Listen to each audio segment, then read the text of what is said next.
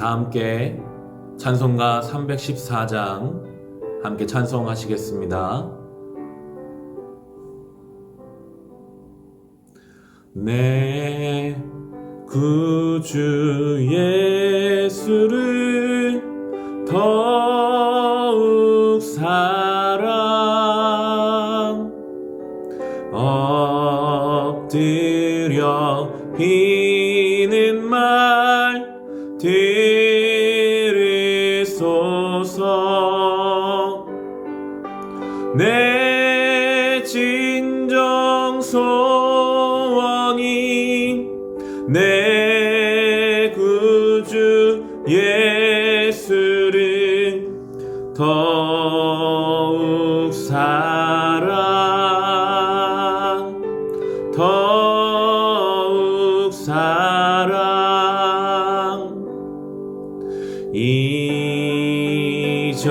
이전에 세상 나 기뻤어도 지금 내 기쁨은 오직 예수. 다만 내 비는 말 내 구주 예수를 더욱 사랑 더욱 사랑. 이 세상 떠날 때 찬양하고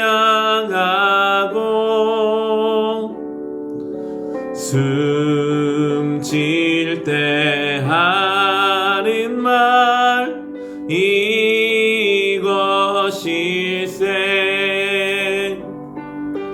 다만 내 비는 말 내 구주 예수를 더욱 사랑 더욱 사랑.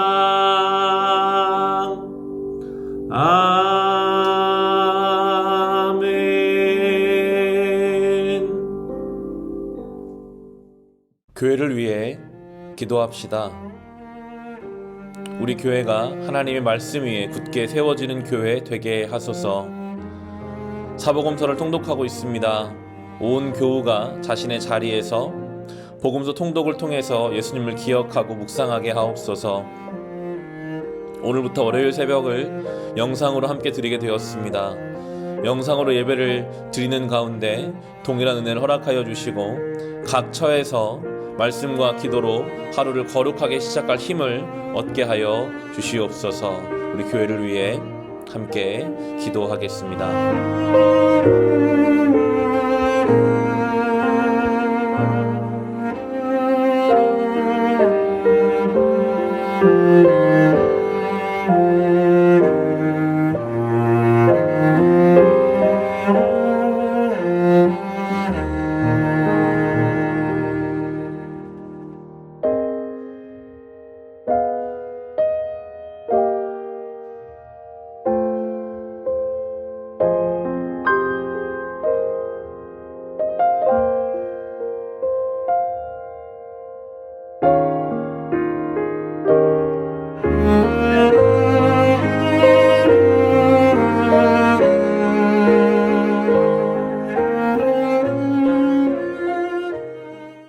오늘 우리가 함께 읽어나갈 복음서의 말씀은 마가복음 8장부터 10장까지의 말씀입니다. 그 가운데서 저는 9장 17절 이하의 본문을 함께 살펴보고 싶습니다. 아들이 심한 삶의 어려움에 붙잡혀 있는 한 아버지가 예수님께 나와서 간구하는 내용입니다. 예수님이 안타까운 마음으로 그 아버지를 맞아 주십니다. 마가복음 9장 17절과 18절의 말씀입니다. 무리 가운데 한 사람이 예수께 대답하였다. 선생님, 내 아들을 선생님께 데려왔습니다. 그 아이는 말을 못하게 하는 귀신이 들려 있습니다. 어디서나 귀신이 아이를 사로잡으면 아이를 거꾸로 뜨립니다. 그러면 아이는 거품을 흘리며 이를 갈며 몸이 뻣뻣해집니다. 그래 선생님의 제자들에게 그 귀신을 쫓아내 달라고 했으나 그들은 쫓아내지 못했습니다. 지금 이 아버지는 가장 삶의 무기력함과 고난과 고통 중에 있습니다. 어쩌면 내가 당하는 고통보다 더 고통스러운 것이 사랑하는 자녀의 고통인데 이 자녀의 고통 때문에 지금 이 아버지는 예수님께 나왔습니다. 자기의 무기력감을 만났을 때 내가 정말 사랑하는 자녀이지만 내가 내 자녀에게 뭔가 해줄 수 있는 것이 아무것도 없다고 느껴졌을 그때가 또 주님께 나아갈 때가 되기도 합니다. 주님을 붙잡을 수밖에 없음을 깨닫는 시간이 되는 것이죠. 예수님은 안타까운 마음으로 이 사람을 맞아주십니다. 19절과 20절의 말씀입니다. 예수께서 그들에게 말씀하셨다. 아, 믿음이 없는 세대여, 내가 언제까지 너희와 함께 있어야 하겠느냐? 내가 언제까지 너희에게 참아야 하겠느냐? 아이를 내게 데려오너라. 그래서 그들이 아이를 예수께 데려왔다. 귀신이 예수를 보자 아이에게 즉시 심한 경련을 일으켰다. 아이는 땅에 넘어져서 거품을 흘리면서 뒹굴었다.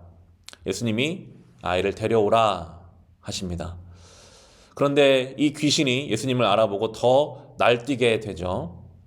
때로 우리가 어떤 문제를 가지고 진실된 마음으로 예수님께 나아갈 때 오히려 문제가 더 날뛰는 것처럼 악화되는 것처럼 보여지고 어려움을 더 겪는 시간들이 생길 수도 있습니다. 하지만 분명한 것은 그들이 잠시 날뛸 수 있을 뿐 결국 예수님 앞에 나아가면 그 예수님께서 문제를 해결해 주신다는 것입니다. 주님께서 오라, 그 아이를 데리고 오라 하시면 주님의 그 말씀에 권위가 있기 때문에 우리의 삶의 문제들은 결코 우리를 붙들고 있을 수가 없습니다. 그리고 오늘 이제 본문의 핵심인데요. 22절부터 24절까지의 말씀입니다. 귀신이 그 아이를 죽이려고 여러 번 불 속에도 던지고 물 속에도 던졌습니다. 하실 수 있으면 우리를 불쌍히 여기시고 도와주십시오. 예수께서 그에게 말씀하셨다. 할 수 있으면 이 무슨 말이냐? 믿는 사람에게는 모든 일이 가능하다. 그 아이 아버지는 큰 소리로 외쳐 말했다. 내가 믿습니다. 믿음 없는 나를 도와주십시오. 이 아버지가 요청합니다. 할 수 있으시면. 이 아버지는 지금 해결되지 않는 이 가정의 문제가 결국 능력의 부족함 때문이라고 해석하고 있는 것입니다. 할 수 있으시면. 나는 못했는데 내가 이것저것 다 해봤지만 절대 할 수 없는 상황과 조건과 능력이어서 내가 할 수 없었는데 예수님께서 할 수 있으시다면 고쳐달라. 능력과 상황과 조건의 문제라고 생각하고 있는 그에게 예수님은 지금 이 문제는 능력의 문제가 아니라 믿음의 문제다라고 모든 상황을 바꾸고 계십니다. 여러분, 우리의 삶의 문제는 능력의 문제, 조건의 문제가 아닙니다. 결국은 믿음의 문제입니다. 어떻게 내가 이 상황 속에서 하나님을 믿음으로 붙잡고 바라볼 것인가? 때로 기다려야 한다면 기다리고, 실패해야 한다면 이 실패를 통해서까지도 나의 삶을 만들어 가실 하나님을 믿는다면 능력의 문제가 아니라 오늘 예수님 말씀하신 것처럼 믿는 사람에게는 모든 일이 가능합니다. 믿음으로 우리가 주님을 바라보고 기다린다면 모든 일이, 심지어 예수님이 십자가에 죽으셔도 다시 살려내시는 하나님이시기 때문에 믿음 안에서는 모든 일이 가능합니다. 예수님은 우리에게 중요한 말씀을 해주셨습니다. 우리의 삶의 문제와 어려움은 상황으로부터, 능력 없음으로부터 오는 것이 아니라 믿음 없음으로부터 오는 것입니다. 믿음이 있다면 모든 것은 가능해지죠. 이 아버지가 솔직하게 예수님께 한 번 더 간구합니다. 내가 믿습니다. 믿음 없는 나를 도와주십시오. 믿고 싶습니다. 그런데 믿음이 없습니다. 주님, 막상 내가 이렇게 나왔는데, 정작 내가 예수님께 나왔는데 믿음이 있다고 나온 것 같은데 정말 주님 앞에 서니 정말 저분이 내 아들을 고쳐줄 수 있으실까라는 의심이 드는 나의 모습을 발견하고, 그럼에도 불구하고 나 이거밖에 안 되지만 주님 나를 좀 도와주십시오. 나의 믿음 없음을 도와주십시오라고 솔직하게 이야기하고 있습니다. 이게 가장 지혜로운 기도인 것 같아요. 때로 우리가 그렇잖아요. 우리는 이성과 경험에 근거한 삶을 살기 때문에 믿음으로 주님 앞에 나아가는 것이 때로는 어렵습니다. 열심히 기도해놓고도 의심합니다. 기도한다고 될까? 변화가 있을까? 저는 목사이지만 마찬가지 내가 목사인데 여전히 믿음 없음을 깨닫거든요. 그때 우리가 할 일은 바로 이 기도입니다. 주님, 제가 믿음이 없습니다. 능력의 문제, 조건의 문제가 아니라 믿음의 문제라 하시는데 주님 저에게 믿음이 없습니다. 나의 믿음 없음을 도와주십시오. 나의 믿음 없음을 도와주십시오. 우리가 간절히 어떤 문제를 기도하다 보면 결국엔 여기까지 올 거예요. 그 문제를 가지고 기도했지만 결국에는 나의 믿음 없음을 도와달라는 하나님 앞에 그 간구까지 나오게 되면 그때 이제 주님이 일하시거든요. 믿음 없음을 인정하고 주님 앞에 주님 나는 믿음조차 없습니다. 나의 믿음 없음을 도와주십시오. 라고 우리가 간구해야 하겠습니다. 그리고 이제 주님이 일하시죠. 25절로 27절입니다. 예수께서 무리가 어울려 달려오는 것을 보시고 악한 귀신을 꾸짖어 말씀하셨다. 벙어리와 귀머거리가 되게 하는 귀신아, 내가 너에게 명한다. 그 아이에게서 나가라. 그리고 다시는 그에게 들어가지 말아라. 그러자 귀신은 소리를 지르고서 아이에게 심한 격려를 일으켜 놓고서 나갔다. 아이는 죽은 것과 같이 되었다. 그래서 사람들이 모두 말하길 아이가 죽었다 하였다. 그런데 예수께서 아이의 손을 잡아서 일으키시니 아이가 일어섰다. 예수님이 귀신을 쫓아내시도록 말씀하십니다. 다시는 이 아이에게 들어오지 못하게 나가라, 들어오지 말아라. 믿음으로 주님 앞에 나아가는 사람에게 주님께서는 권위 있는 말씀으로 우리의 삶의 모든 문제들을 향해 선포하십니다. 그 문제가 우리를 오히려 믿음의 자리로 이끌어주는 하나님의 통로가 되는 것이지 우리를 망치지 못할 것입니다. 사람들이 보기에는 이 아이가 죽은 것처럼 보였습니다. 하지만 예수님이 그를 이렇게 세워주셨죠. 이 아이는 예수님 만나기 전에 이 아이는 죽고 예수님 안에서 새로운 생명을 얻은 것입니다. 이제 완전히 새로운 삶을 살아가는 것입니다. 거듭남을 우리에게 말씀해주고 계시죠. 그리고 이제 마지막으로 28절, 29절이 또한 중요한 교훈을 우리에게 주고 있습니다. 28절, 29절입니다. 예수께서 집 안으로 들어가시니 제자들이 따로 그에게 물어보았다. 왜 우리는 귀신을 쫓아내지 못했습니까? 예수께서 그들에게 대답하셨다. 이런 부류는 기도로 쫓아내지 않고는 어떤 수로도 쫓아낼 수 없다. 이런 부류, 우리의 삶에 깊이 뿌리 박힌 이 문제와 어려움이라는 이런 부류들은 기도밖에는 방법이 없습니다. 우리가 하나님 앞에 간절히 기도하는 것, 그것이 우리의 유일한 길이고 우리의 방법입니다. 이제 월요일 새벽 예배를 영상으로 예배를 드리게 되었는데 가정마다 피곤하고 분주한 월요일 아침 시간이지만 주일 예배를 마치고 또 월요일을 시작하면서 이 짧은 20분, 30분의 시간을 함께 기도하면서 시작할 수 있다면 얼마나 좋을까요? 기도가 우리의 가정을 안전하게 할 것입니다. 그냥 기도만 하고 앉아있는데 뭐가 될까라는 생각이 드실 수 있는데 진짜 기도를 하다 보면요 움직이게 됩니다. 기도하는 중에 하나님이 지혜를 주시고요. 기도하는 중에 하나님이 가야 할 방법을 열어주시고요. 기도하는 중에 우리의 마음을 바꿔주십니다. 뭔가 하고 싶어지고 해야 할 것만 같고 가야 할 길, 화해할 사람, 용서할 사람들 지혜와 분별력을 주시는 것이 바로 기도의 자리입니다. 기도를 시작하십시오. 가족이 함께 문제를 가지고 기도하십시오. 오늘 예수님 말씀하셨습니다. 기도밖에는 쫓아낼 수 없다. 우리가 간절히 기도할 때 우리의 삶 문제들이 해결되어 갈 것입니다. 적용 질문을 한번 드려봅니다. 예수님 말씀하신 것처럼 믿음의 문제인데 우리는 혹시 능력과 조건의 문제로 한정짓고 있어서 여전히 해결받지 못하고 있는 우리의 삶의 문제는 없을까요? 내가 능력이 없어서 이게 안 되고 있다. 내가 조건에서 안 되고 있다. 하지만 정작 우리의 믿음이 필요한 영역은 어디가 있을까요?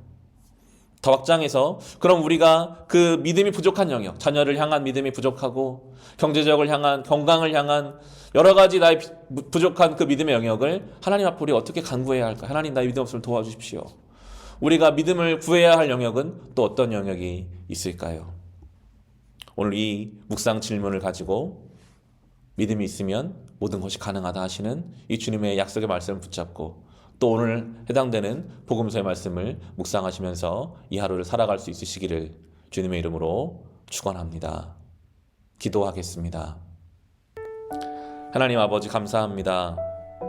오늘 주신 마가복음 본문을 통해서 우리의 삶의 가장 중요한 것은 능력이나 방법이 아닌 믿음이라는 것을 깨닫게 하시니 감사합니다. 믿는 자에게 능치 못할 일이 없음을 가르쳐 주십니다. 그런데 때로 우리는 기도를 하면서도 믿음이 생기지 않습니다. 우리의 믿음 없음을 불쌍히 여겨주시고 주님 도와주시옵소서. 우리의 삶의 오래된 고통스러운 문제 위에 주님의 말씀을 더하여 주사 더럽고 악한 것들이 나사렛 예수의 이름으로 물러가고 떠나가게 하여 주시옵소서. 오늘도 주님의 도우심 속에서 이 복음서를 깊이 묵상하며 예수를 기억하고 바라보며 살아가는 하루가 되게 하여 주시옵소서. 예수님의 이름으로 기도합니다. 아멘.